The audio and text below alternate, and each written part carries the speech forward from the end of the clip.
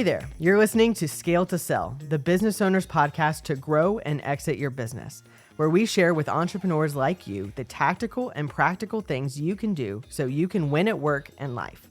I'm Adam Burton, part of the father-son duo behind the Scale to Sell podcast, and I, along with my dad, Steve, and the rest of our team are on a mission to help business owners like you get the clarity they need to grow it and exit their businesses successfully.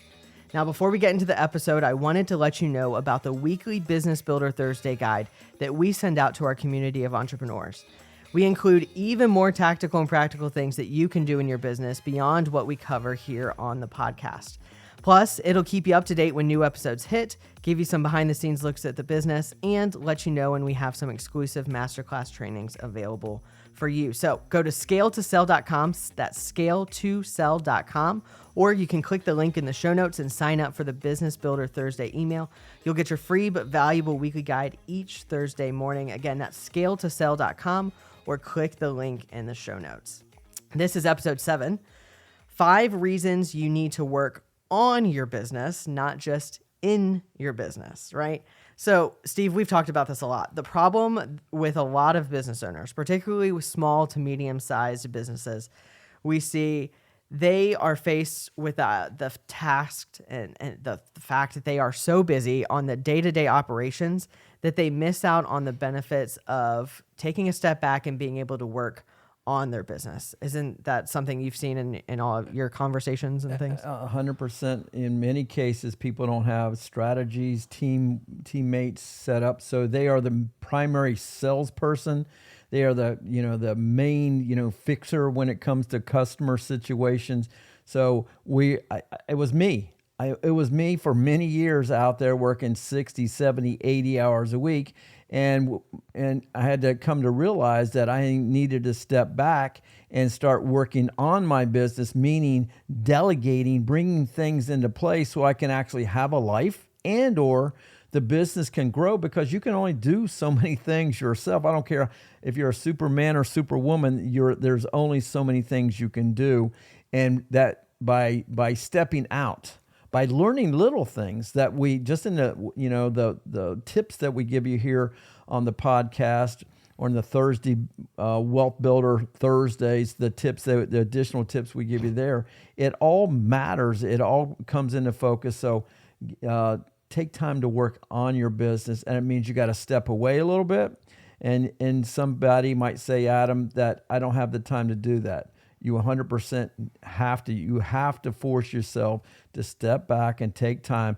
It may be a little painful at first, all right, because hey, I could be over here making. No, it's gonna be, the investment's gonna come back many times over, and having a better quality of life while you're in the business, making you more profitable and making your business more valuable, so that when you do exit, it's gonna get a higher multiple for the exit. Yeah, the response of I don't have the time is like the number one indicator that that's a priority that you need to do. This is something that you need to work on in your business. So we've got 5 reasons to work on your business, not just in it. And really what you were talking about hits right to the heart of number 1.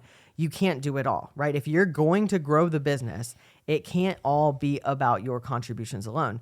Because otherwise, it is only going to grow if what you're doing, if you're able to spend more hours, if you're able to make another sale, if you're able to do that. But if it's based on your leadership and your ability to grow a team of people that are all pushing in the same direction, all moving towards the same goals, then you're able to grow the company while at the same time providing the leadership and the contributions that you should be doing, rather than just relying on what you can do out there in the day-to-day operations of things on your own. Even if you're at a level of business, here we're talking about scaling and making it larger, but even if you want to maintain, you're at a comfort level, cruise level, you kind of like this lifestyle and profitability, you still need to do things to work on your business to be able to step away from the business to enjoy life, because time goes by so quickly, right? Your kids are grown, grandkids are here, they're growing up quickly, and poof, 10, 20, 30, 40 years goes by in a blink of an eye. And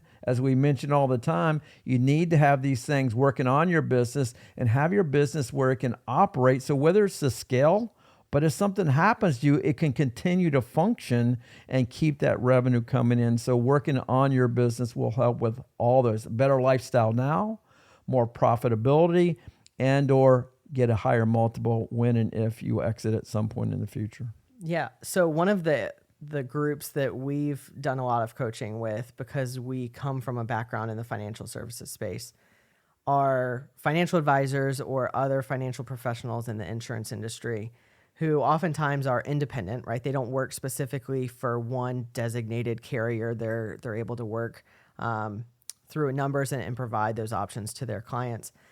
And oftentimes what we see is, in those cases, a lot of times they're solopreneurs, right? They're working by themselves and they're doing every single job, from answering the phones to trying to market and promote themselves to actually handling the financial products that they're working with, doing all of the things. It limits right? They're limited. You are limiting your ability to scale if it is solely based on what you are able to do.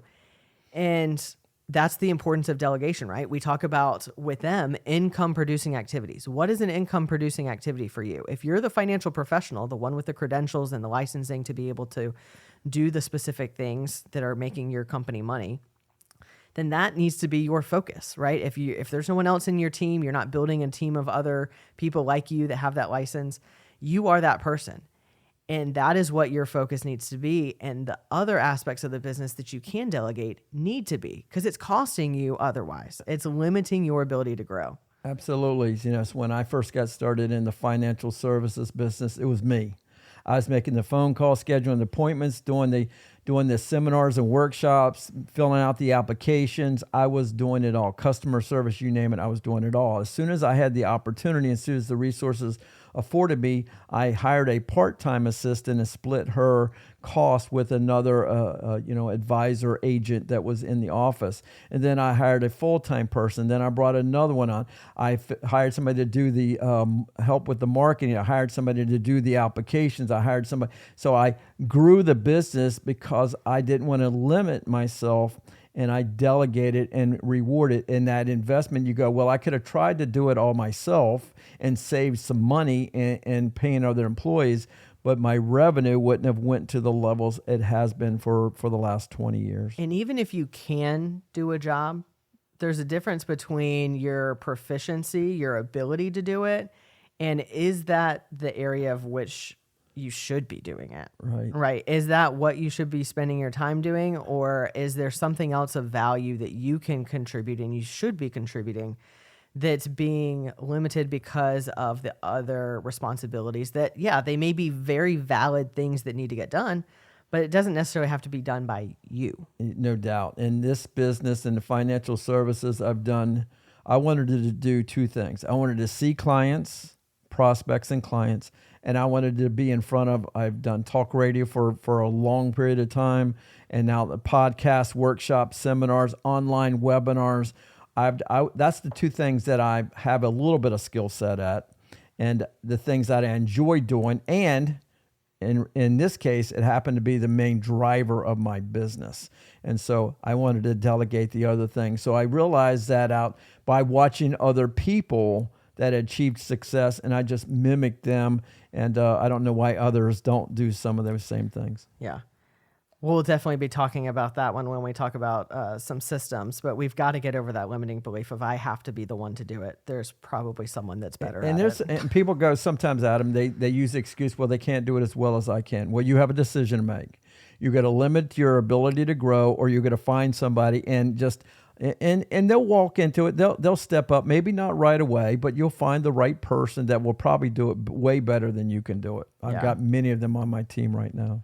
Oh, thanks. You weren't talking about me, were you? Okay, I don't know. That's fine. So that was number one. You can't do it all. Number two, it helps you manage risk, right? If you're the sole or the main salesperson or whatever it is in your business, what happens if you get sick, injured, or on the positive side, you want to take an extended vacation and you want to not have to worry about your company imploding while you're gone for 2 weeks. No doubt about it. People think, business owners especially, I'm going to work forever. Unlike an employee, in many cases, as soon as they can qualify for the pension, as soon as they get Social Security, in many cases, line up their other assets, they're out the door, because sometimes they have an emotional attachment, of course, to the job. But a business owner is different. They don't really have, in many cases, I hear, I'm going to work forever. Well, no, you're not, because you're not going to live forever. And it's not just because of old age. Sometimes, as Adam alluded to, it's an illness. It's an accident. Something unforeseen happens, and now you're the key person. You're the engine that drives everything, and now the wheels start falling off the buggy. The revenue drops off. You can't support yourself, your family, and it happens. And so you have to have systems and processes, and that comes from working on your business. And even if nothing happens bad, but you just want to have a life. Yeah. Right? Because how many of us business owners have been on vacation and we're calling back to the office, we're emailing, we're texting, we're thinking about it, and we're distracted and can't really be on vacation when we're on vacation. So I heard this quote one time, and I don't know who it's attributed to. It may just be one of those. It's been said so often they don't know. But if you can't step away from your business because of all of these reasons, you're not a business owner. You're an employee. Oh, no doubt. And it's kind of the harsh reality of highly if paid you don't sometimes. highly paid. But if you can't step away and be able to enjoy those things, and the business continue to run and operate the way that it needs to, then you've missed out on an opportunity to really be the business owner in this case. It came to my mindset about 5 years ago. My goal is, people go, what's your goal for this year? My goal is to make money, make more, work less, make more, work less. I'm not afraid of hard work. I've done it for decades now, a long time, right? I've been accused, they call me the machine, that I've worked so many hours of just grinding it out. But my point is, at this phase of life, I like making money. I don't have any plans to retire either, but the days of working 80 hours a week, that I'm over that. So I want to make more, but work less. And you have to have systems and processes in place in order to get that done. Well, it's like what we talked about as kind of the goal of what we're doing here, so that you can win at work and life. If you only succeed in your business, you've really missed out on the key part of your life. I've seen divorces, and things with your children because you weren't there to support them, missing out on ball games or events and whatever, and you miss those things and they're gone by and they can't. And again, you want to mess up your business, don't take care of your marriage if you're married, and then you end up with half of your business, and in business with an X, not good either. Yeah, for sure. Number 3, your company needs vision and goals. And so this is the idea that strategic planning, setting long-term goals, determining those courses of action are really at the heart of what the leadership at the top of the company has to, at some level, be involved in, right? You're the one that's over and responsible for everything. And so you play a key part in shaping where are we going as a company? What are we trying to achieve? And how are we actually meeting those goals? And if you're so busy working in the business and the day-to-day operations, how are you supposed to have the time to think strategically about what are the obstacles coming up in our industry that I need to pay attention to? What are the things that we're trying to achieve in terms of the community members that we're serving, or the sales numbers that we're trying to hit, or this number or that metric? If you're so busy on the day-to-day, you miss out on the ability to think about the end in mind, right? We talked about it personally with your exit strategy, but it's also true of a business. What are you trying to achieve, and how are you going to get there? And I just thought about, when you said that about vision and dreams, I thought about all the people that make New Year's resolutions. And what is it, 94-5% of those fall apart and they never happen or whatever. And what we're doing here and talking about, because we kind of, if you end up working with us or our teammates around the country, or having your own, you need to have your own board of directors. Yeah. And you need to set that vision. And then I'm all about getting things done, right? Solutions. If I come up with a vision, a goal, then I'm like a pit bull on a stake. I don't let go. It doesn't mean I make all the right decisions. That's why I try to surround myself with people that are smarter than me, that have been there, done that, and perhaps even on a larger scale than I have, to make sure I don't step in the same potholes. But having that vision and talking about 30-day goals, 90-day goals, and revisiting these things on an ongoing basis with the right people. I assume that in future podcasts we'll talk about teams, having the right team. The top 20% of your people typically get a drive and get to be there and see your vision. And well, if you're not sharing your vision, or it's not the correct vision for where you're at, not a realistic vision, then how the 20% going to do it? How are they going to stick with you? If you make them part of that vision, they will work harder. They will take ownership, so to speak, in the business, meaning they will go above and beyond. They will get there early. They will work late. They will get the task done, and they will bring up the other 70 or 80% of the people in the business, and they become your coaches. That's part of the process, and that's part of the vision.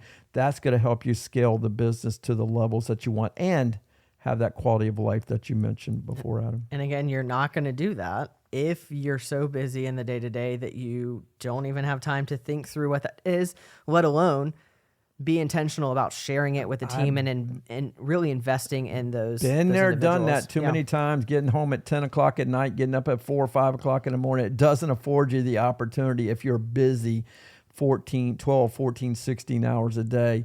And again, you're making money, great money, maybe more than anybody that you know, but it becomes a problem going forward to the sustainability of the business. Absolutely. Number 4, you can develop leaders. Taking the time to develop the talent of team members, which is really what you were just getting at too.